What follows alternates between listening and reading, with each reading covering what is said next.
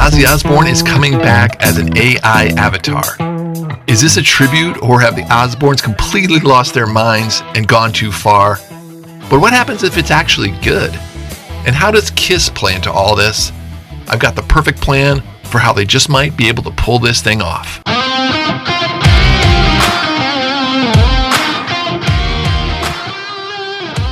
Welcome into the Rock Talk Studio, the podcast for serious rock and roll fans who want to discover all the new essential books, docs, stories, and products that matter. I'm your host, Big Rick. I do the watching, I do the reading, and I gladly do all the digging to bring you nothing but the good stuff.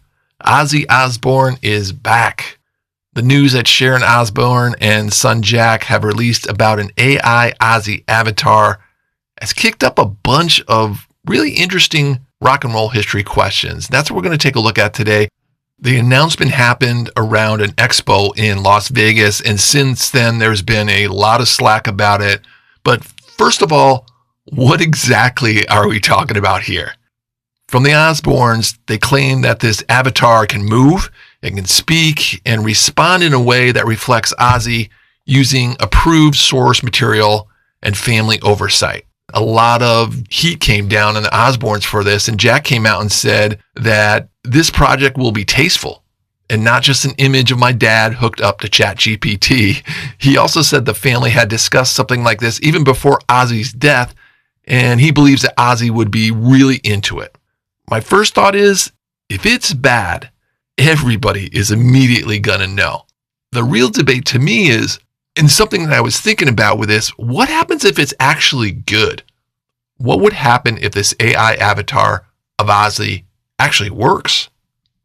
So let's start there. Let's say this is done right and it's really good. What would that even look like? To me, it probably looks like this. There were two main things to me that has to happen. Number one, it needs to feel like Ozzy and not a chat box wearing Ozzy's face. Fans know Ozzy's voice. He's one of the most recognizable voices in rock and roll. It's iconic. When I was reading his second memoir, Last Rites, that came out right before he passed, spoiler, it's an incredible must-read book. If you want more info on that, you can check back into my archives too. I did a full review of that book. It's episode 92. It's called The Truth Behind Ozzy's Final Years. You can jump back and look at that. So, okay, we know Ozzy's voice, and when I was reading the book, it made me read it in Ozzy's voice. He's got this rhythm and this humor, confusion. He tells a lot of stories. He's got a great personality. So if this is going to work, it has to feel like Ozzy. You want to interact with that unmistakable Ozzy character. He's random. He's funny tangents, self-depreciating humor, stories about tours, albums, and chaos. You want to get the feeling that he's reacting like Ozzy would. And if you leave saying that sounded exactly like him, that starts to change the conversation about this whole thing. Now, if you take that and combine it with my second thing, which is it becomes more like a living rock archive, not just a sales machine. They got to be really careful here. And here is the part I think it would be where it could take the next step into something possibly really incredible. Imagine sitting there and asking Ozzy, tell me about meeting Randy Rhoads. Or what do you remember about recording Blizzard of Oz? What was it like touring in the early years? And that's pretty crazy to think you could come up with the question you always wanted to ask Ozzy, and you would get an Ozzy answer back. It's like sitting with Ozzy in his living room, hearing stories, having a chat with Ozzy. What if you could ask Ozzy, what advice would you give a kid starting a band? Questions along that line. And then hear an answer built from decades of interviews and personality. I think some fans would find this really meaningful.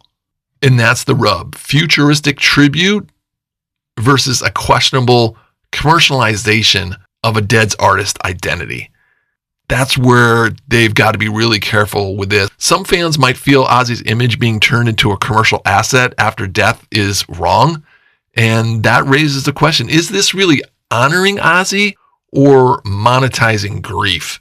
And again, that's where this is a fine line they are walking, trying to pull this thing off. And let's take it one step further. Let's just say it isn't about Ozzy. What about the future of dead rock stars? Or even what about rock stars who have come before this? The thing with Ozzy is you've got a lot of material to draw from. I don't think you can pull this off with Hendrix or Jim Morrison or Jerry Garcia, whoever you want to do this with. I don't know if there was enough there compared to what they have with Ozzy, or maybe compared to what they might have with later still living rock stars. Imagine doing this with Paul McCartney. There's a plethora of material you could pull from. Dylan, Neil Young. I mean, all the later still cooking rockers out there. This might be able to work with the amount of material available. But once the artist can talk back, where's the line between legacy, fantasy, and exploitation? And how does Kiss play into all this? The conversation continues next.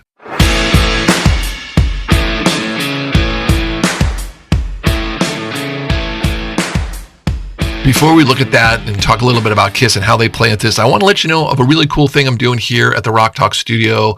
I give away a lot of books throughout the year, and the next book up is Mike Campbell's Heartbreaker, which is a tremendous must-have, must-read book. This book blew me away. I didn't think Mike was going to be this honest and open. He's very humble. That comes off in the pages, and he talks deeply about his relationship with Tom Petty and the Heartbreakers. He tells stories that were never told before. He tells a side of the story that has never been discussed or looked at before. Tremendous book. I'm really happy to be giving it away. And this book is signed by Ari Serdoval. Ari Serdoval is the author that co-wrote Heartbreaker with Mike. And there's another and here. Ari threw in his really cool book, Double Nickels. That is signed too. He wrote this great book about two young brothers. I read it. It's tremendous. So the winner of this book giveaway not only gets this great Mike Campbell Heartbreaker book, but also Double Nickels, this other book from Ari Serdoval. Both of them are signed. If you want a chance to win, all you have to do is sign up for my newsletter. It comes out once a month, and it talks about rock and roll history and culture, all the things you need to know, all the things you need to stay on top of, and it's free. So all you have to do is hit that little subscription button. I'm going to put it in the show notes, or you can go to Substack and subscribe there. It's a Substack newsletter. Again, if you want to get in on the Mike Campbell Heartbreaker signed copy from Ari Serdoval, go ahead and sign up for the newsletter, and I'll hook you up.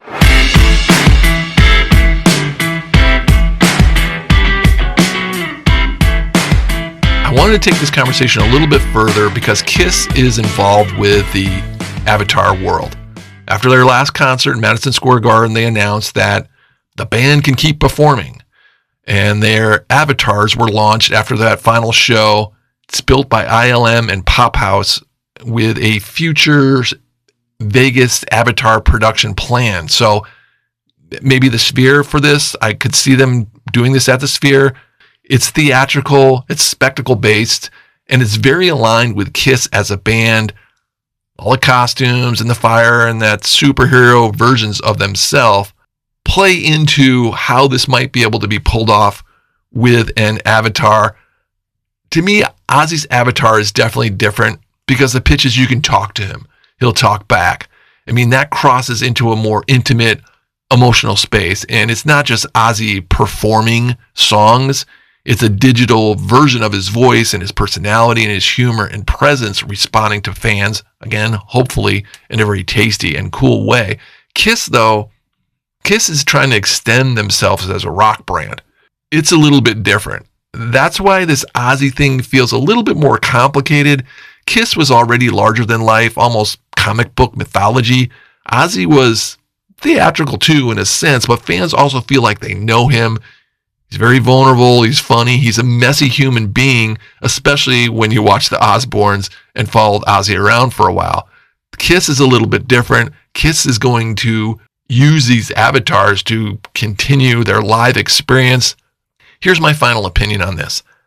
I think it's too soon for the Ozzy thing. I really do. It hasn't even been a year since he passed. I think there's potential there. I think it's a really interesting next step in rock and roll history, but I would definitely give it a little bit more time. And as far as the Kiss concert with avatars, that's not my thing.